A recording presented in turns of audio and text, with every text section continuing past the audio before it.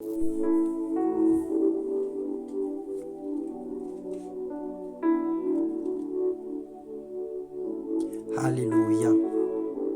Gloire et grâce soient rendues à notre Dieu. Bien-aimés dans le Seigneur, je vous salue au nom puissant de notre Seigneur Jésus-Christ. Je vous souhaite une merveilleuse journée à tous. Puisse Dieu vous bénisse, qu'il bénisse vos vies et qu'il vous comble de toute grâce excellente et de tout don parfait. Alors ce matin, le thème de notre partage quotidien s'intitule « L'élévation divine ». Nous lisons dans Josué, le chapitre 4, le verset 14, la Bible dit « En ce jour-là, l'Éternel éleva Josué aux yeux de tout Israël, et ils le craignirent comme ils avaient craint Moïse tous les jours de sa vie. »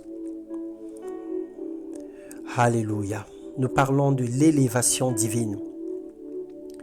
Bien-aimé, Dieu par sa grâce permet que durant le parcours d'un enfant de Dieu, lorsque celui-ci marche dans la crainte de sa parole, dans la droiture, dans la piété, dans l'amour fraternel, que le Seigneur honore cet enfant.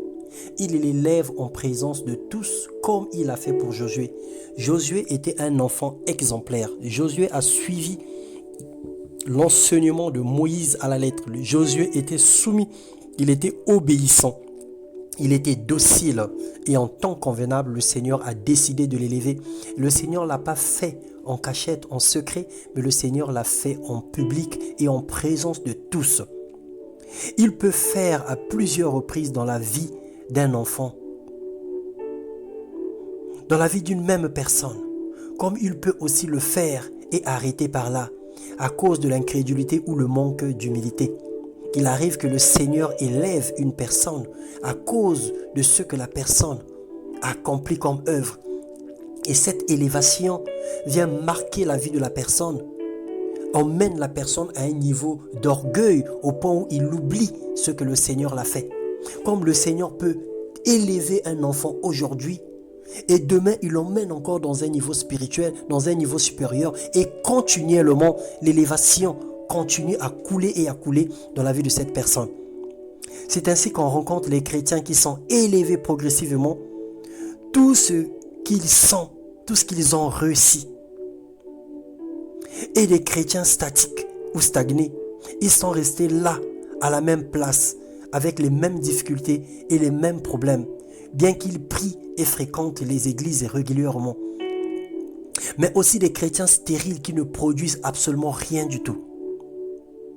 Alors aujourd'hui, sois flexible à la parole de Dieu. Que la parole de Dieu trouve une assise dans ton cœur. Accepte la correction et le changement. Change de position afin que Dieu change ta situation. L'élévation de Dieu n'est pas seulement une promotion ni une nouvelle fonction, mais c'est aussi un niveau supérieur dans une vie de prière, dans une orientation divine, pour servir de témoin et de serviteur efficace. La Bible dit dans Psaume 75, le verset 6 et 7, « Car ce n'est ni de l'Orient, ni de l'Occident, ni du désert que vient l'élévation, mais de Dieu est celui qui juge. Il abaisse l'un et il élève l'autre. » Dieu est un Père qui aimerait voir ses enfants élevés avec mérite. Avec lui, on ne brûle pas les étapes. Un pied par marche d'escalier jusqu'au sommet. Alors que le Seigneur t'accorde la grâce d'être humble, afin qu'en temps convenable que tu sois élevé, que tu rencontres le Seigneur véritablement et que le Seigneur récompense les œuvres de ta vie et que tu ne restes pas au même endroit parce que Dieu nous appelle à croître et aller de l'avant. Que le Seigneur vous bénisse ce matin dans le nom puissant de Jésus. Amen.